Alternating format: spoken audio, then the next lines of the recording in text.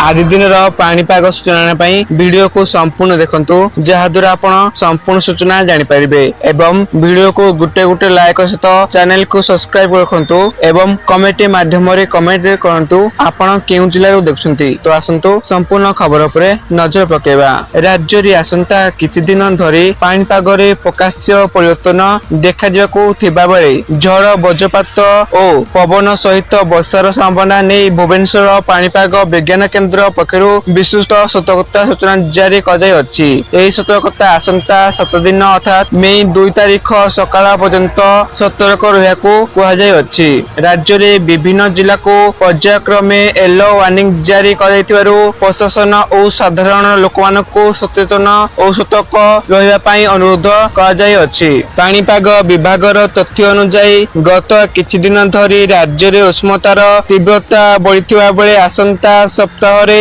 वायुमंडलीय परिस्थिति रे बदल आसाकू वज्रपात और अस्थिर पाणीपाग परिस्थिति सृष्टि हेबो। यार परिमाण स्वरूप केतेक अंचल रे मध्यम धरणर आरंभ करी हालुका वर्षा झड़ और वज्रपात घटी पारे। तेणु प्रथम 24 घंटा पई जेउ 7टी जिला को येलो वार्निंग जारी कराई अछि सेगुड़िक हैला मयूरभंज, केन्दुझर, गंजाम, गजपति, रायगड़ा, कोरापुट और मालकानगिरी। एही जिला गुड़िक केतेक स्थान रे वज्रपात सहित झड़ और झड़ पवन बहिबार संभावना रही। पवनर बेग प्राय 30 रु 40 किलोमीटर प्रति घंटा पर्यंत पहुंची पारे बोली आशंका कराई अछि। तेणु पाणीपाग विभाग तांकर सतर्कता सूचना रे कहछन्ति जे एही परिस्थिति केवल एक दिन पर्यंत सीमित रहिबो नाही बरम परवर्ती किछि दिन धरि विभिन्न जिल्ला रे एहार प्रभाव देखा जिवो। 26 तारिख सकाळु 27 तारिख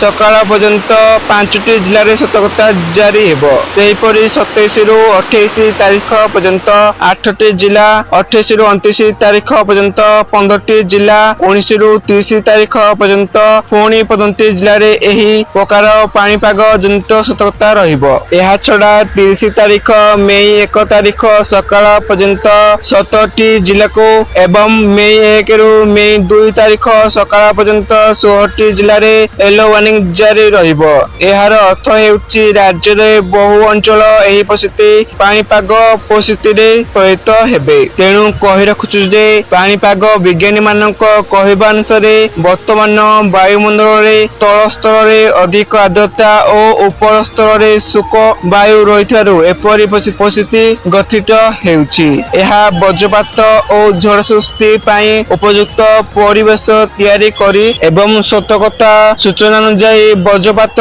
समय लोक माने खुला जगह रे रहिबा उचित नुहे। वृक्ष तले आश्रय नेबा मध्य विपदजनक होई पारे। चाषी मानकू खेत रे काम करिबा समय सतर्क रहकू कुहा जाय अछि। एहा सह गोपाल माने पशु मानकू सुरक्षित स्थान को नेबाकू परामर्श दिया जाय अछि। एही पाणीपाग परिस्थिति चाष उपरे मध्य प्रभाव पकाई पारे।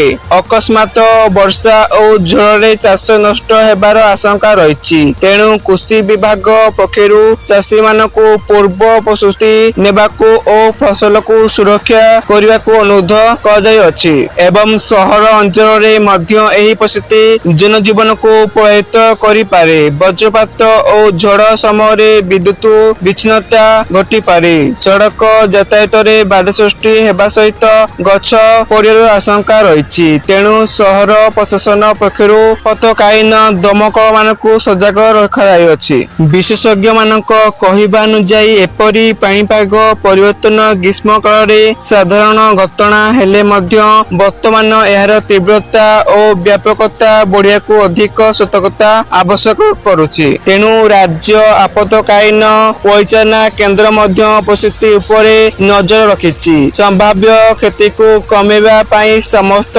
जिला तो याथला सूचना आपण माने वीडियो को संपूर्ण थरु आपण मान को धन्यवाद रहुछि। जय जगन्नाथ।